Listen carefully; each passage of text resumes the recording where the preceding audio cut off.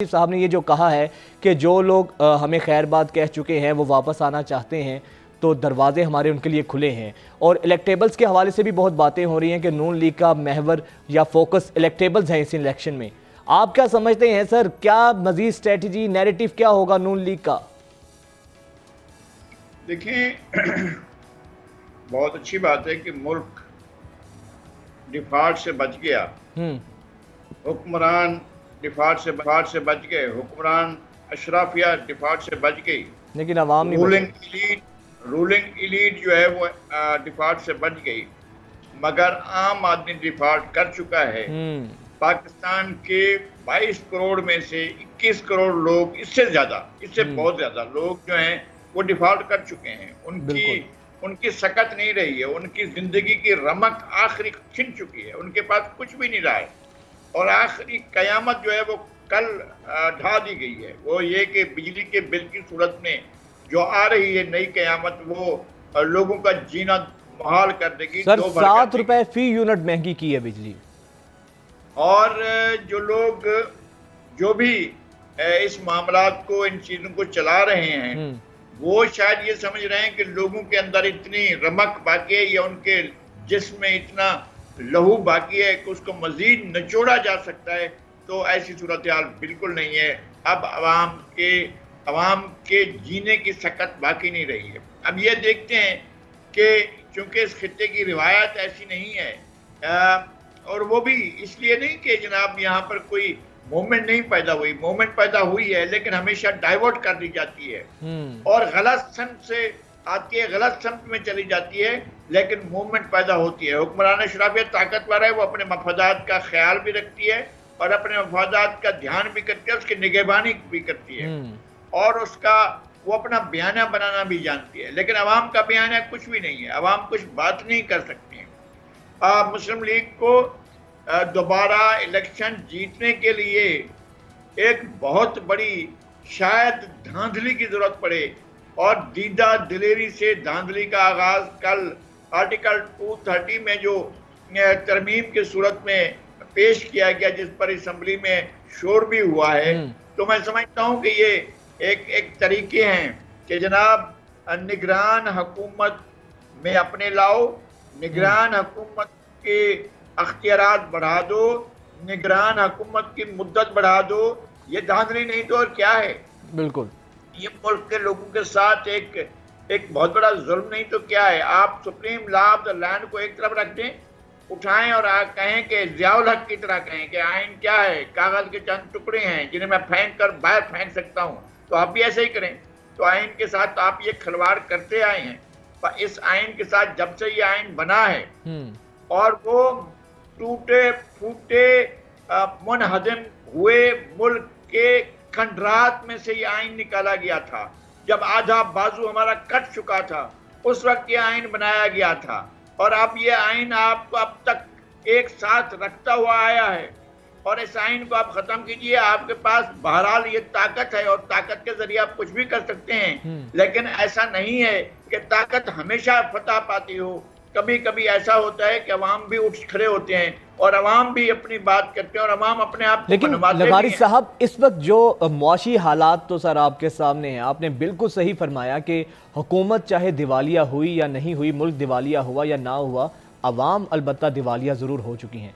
अब इन इलेक्शंस के अंदर इन सारे हालात को मद्देनज़र रखा जाए तो क्या आपको लगता है कि अवाम का रुझान किस तरफ होगा? नून लीग जो दावे कर रही है और अक्सर कहते हैं कि नवाज शरीफ साहब ही आएंगे और वज़ीर आज़म चौथी मरतबा बनेंगे, आपको सियासी मंजरनामा क्या नज़र आ रहा है मुस्तकबिल करीब का? मुझे इंतहाई दुख से, इंतहाई अफसोस से, इंतहाई तकलीफ से यह कहना पड़ता है कि सबने मिलकर, ताकतवर लोगों ने, इदारों ने, अफराद ने, ग्रोहों ने मिलकर जो ऑप्शन लिया था वो मुल्क के लिए भी खतरनाक साबित हुआ और उनके लिए भी खतरनाक साबित हुआ। वो तबाहकुन ऑप्शन था जो लिया गया था। अब वो उनकी अपनी जान भी मुसीबत में आ गई है और मुल्क भी मुसीबत में फंस गया है। अब इसके बाद जो लोग हैं, इनसे तो लोग वैसे ही बेजार हैं। एक ऐसी अवाम दोस्त सियासी जमात आन की आन में वजूद में नहीं लाई जा सकती है कि जो लोगों को एक पेज पर जमा करे, इसलिए कि उस जमात के उठने से पहले ही उसको खत्म करने के असबाब मौजूद होंगे और खत्म करने वाले भी मौजूद होंगे। अब आपने इसी में से अगर रास्ता निकालना है तो फिर आपके पास यही लोग हैं और इन्हीं में से किसी को मुंतखब कीजिए, कोई रास्ता बनाइए और सांस लेने की कोशिश कीजिए। सांस ली नहीं जा सकेगी। आप कुछ खाने की कोशिश कीजिए, आप कुछ खा नहीं सकेंगे, है ही नहीं कुछ खाने के लिए। अब इस सूरत हाल में आपके पास क्या बनता है और आप किस तरफ जाते हैं ये हमें अंदाजा भी नहीं है, मालूम भी नहीं है। लेकिन हुक्मरान चीजों को ठीक करने के बजाय खराब करते चले जा रहे हैं और वो खराबी बहुत आगे चली गई। सर ये जो फिर नून लीग अवाम में ये जो हुकूमत है, ये जो आइन में रद्दोबदल कर रही है, आर्टिकल 230 की आपने बात की, उसके अलावा फिर निगरान हुकूमत के हवाले से अब निगरान वज़ीर आज़म के मुतल्लिक इसहाक डार साहब का नाम भी तजवीज़ किया जा रहा है। तो अगर इसहाक डार साहब नून इस मौजूदा इंटरम सेटअप के PM बनते हैं तो सर ये तो खुद as itself impartiality interim setup के ऊपर बहुत ज़्यादा सवालात उठेंगे। तो आपको क्या लगता है, इसका सियासी फ़ायदा कोई नून लीग गेन करना चाहती है, मुआशी कोई फ़ायदा होगा इसहाक डार साहब के PM बनने से, या फिर सियासी तौर पे कोई इसके एडवांटेज हमें हासिल होंगे? नहीं, इसहाक डार साहब का नाम परसों लॉन्च किया गया, कल वापस ले लिया गया। अभी वो ग्राउंड में वो नाम नहीं है और वो जो हैं उनको एक 2 दिन का एक शो था जिसमें उनको पेश किया गया था। एक वजीर साहब ने पेश किया, दूसरे वजीर साहब ने उसका नाम वापस ले लिया और इस बात का इम्कान नहीं है।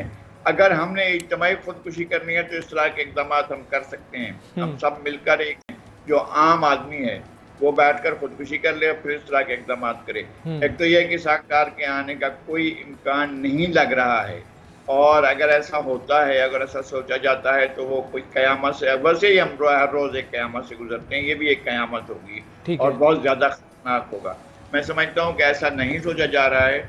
और पहली बात यह है कि दूसरी बात यह है कि जनाब अगर आ गई है हुकूमत, यही इलेक्शन शहबाज शरीफ कराते हैं इलेक्शन, हम इन्हीं को निगरान हुकूमत मान लेते हैं। आप इलेक्शन करवाएं, free fair impartial transparent election करवाएं, यही करा के चल जाएं, निगरान के तौर पर भी यही आ जाएं। लेकिन ऐसा ना करें, ऐसा जुल्म ना करें कि आप इसहाक डार को, जिन्होंने टोटल नाकामी दिखाई है अपनी और इनकी जो खजाना मैनेज करने में जो नाकामी थी उसका कोई वो नहीं है। अगरचे शौकत हफीज शेख बड़ी बुनियादें रख चुके थे इस नाकामी की और तबाही की, उस तबाही को मुकम्मल किया इसहाक डार ने। कुछ नहीं करें, आप कहें कि जनाब हम निगरान हो गए हैं, हम ही इलेक्शन कराएंगे, लेकिन आप धांधली और झुर्रू वाला इलेक्शन नहीं करा सकेंगे। बिल्कुल। अच्छा सर, अब क्या मियां साहब की वापसी के हवाले से बहुत से सवालात हो रहे हैं। नून लीग के पास माजी में एक नैरेटिव था, वोट को इज्जत दो। जब PDM इक़्तिदार में आई तो वो नैरेटिव भी अपनी मौत खुद मर गया। अब सर अवाम के पास जाने के लिए PMLN का सियासी नैरेटिव क्या होगा? नैरेटिव की बुनियाद पर इलेक्शन लड़ा जाता है, उसी की बुनियाद पर इलेक्शंस में जो है आवाम को फेस किया जाता है। आपको क्या लगता है सर, क्या ऐसा कोई मखसूस कोई नैरेटिव होगा, कोई मंजन, कुछ ऐसा चूरन होगा जिसको लेकर आवाम के सामने जाया जाएगा नून लीग की तरफ से? वो यही होगा जो कल मंजन बेचा गया है कि जनाब हमने मुल्क को दिवालिया होने से बचाया, हम डिफॉल्ट करने से बचाया। अगर हम डिफॉल्ट कर जाते तो रोटी ना मिलती, हम डिफॉल्ट कर जाते तो दवाइयाँ ना मिलती, अगर हम डिफॉल्ट कर जाते तो पुलाव की। आप रोटी और दवाइयों से मिलती है तो आम आदमी की पहुंच में आप हैं दवाइयाँ।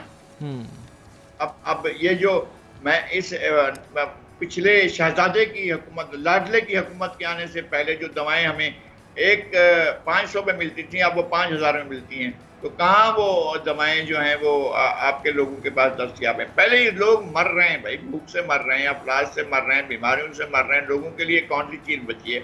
आप लोगों को क्या बताना चाहते हैं और क्या क्या करना चाहते हैं? आप अच्छे मैनेजर नहीं थे, आप अच्छे सियासतदान नहीं थे, आप अच्छे एक गवर्नेंस प्रोवाइड करने वाले नहीं थे।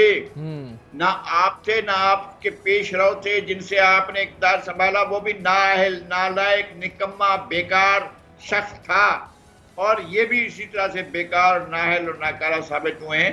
आप ये क्या बयानिया क्या होगा? हमने आसमान से तारे तोड़कर जमीन पर बिछा दिए, हमने दूध और शहद की नहरें बहा दी, हमने जो है इंसाफ जो है भेड़ और बकरी और शेर एक ही घाट पर पानी पीते हैं और एक ही कश्ती में सफर करते हैं। ये कहानियां अगर हैं तो आप बताइए, बाकी तो कोई कहानी नहीं है।